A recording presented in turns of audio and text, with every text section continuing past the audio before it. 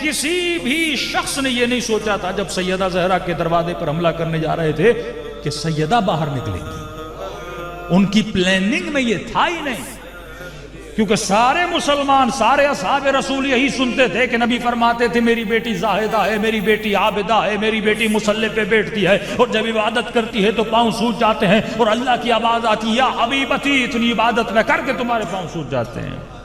یہ سنا تھا کہ نابینا گھر میں جاتا ہے اور رسول فرماتے تھے میری بیٹی اس سے بھی پرواہ کرتی ہیں، اور اس وقت کہا کہ بیٹی یہ تو دیکھ نہیں رہا کہ بابا میں یہ بھی نہیں چاہتی کوئی نامحرم کے ناک تک میرے وجود کی خوشبو بھی جائے۔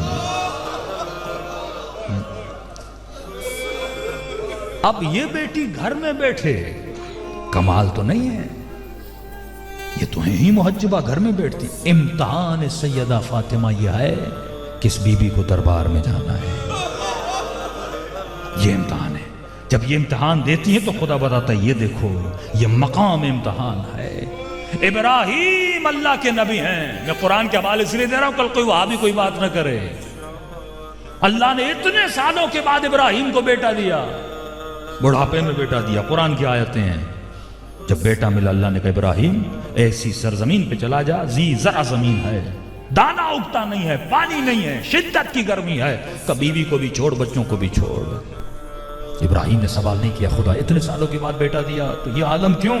یہی تو امتحان ابراہیم ہے، کیونکہ نسل ابراہیم سے کسی حسین کو آنا ہے، نسل ابراہیم سے کسی سیدہ زینب کو آنا ہے۔ جب آباء و اجداد میں یہ صبر ہے تو پھر اولاد میں بھی وہ صبر پیدا ہوتا ہے۔ ابراہیم جاتے ہیں چلے جاتے ہیں، آب زمزم مختلف واقعات، اور جب بیٹا جوان ہوتا ہے 13 سال کا، اللہ کے تک جا اسماعیل سے جا کر مل، اور جب ملتے ہیں 2 راتیں 3 راتیں گزرتی ہیں، خواب آتا ہے۔ اتنے سالوں کے بعد باپ بیٹے سے ملے، کیا محبت ہوگی، کیا محبت ہوگی۔ خواب میں دیکھ رہا ہے کہ اپنے بیٹے کا گلا کاٹ رہا ہے۔ اللہ نے خواب دکھایا، وحی نازل نہیں کی، ایمان ابراہیم کا درجہ بتانے کے لیے کہ تجھے ڈائریکٹ فرامین لبے سنائے جاتے ہیں، ہم لوگ عمل نہیں کرتے۔ ابراہیم خواب میں سن رہا ہے، ایمان کا یہ درجہ ہے کہ خواب میں دیکھی ہوئی چیز اور بیٹے کو ذبح کر رہا ہے۔ صبح کہتے ہیں کہ میرے لال میں نے خواب میں دیکھا کہ میں تجھے ذبح کر رہا ہوں، کہ بابا پھر دیر کیسے؟ کہ ماں کو نہ بتائیے گا، ماں برداشت یہ باتیں نہیں کرتی، وہ ہاجرہ کا مقام تھا، کربلا میں زینب کا مقام دیکھا۔ اسماعیل کو لے کر پہنچے ابراہیم۔ بعض ممبروں سے یہ بات تھوڑی سی غلط بھی پڑھی جاتی ہے کہ ابراہیم نے چھری نہیں چلائی تھی، ابراہیم حسین کا دادا ہے۔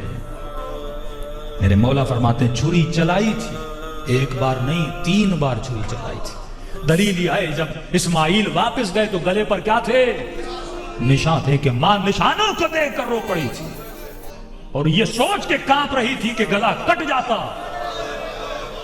تو ہاجرہ زندہ کیسے رہتی۔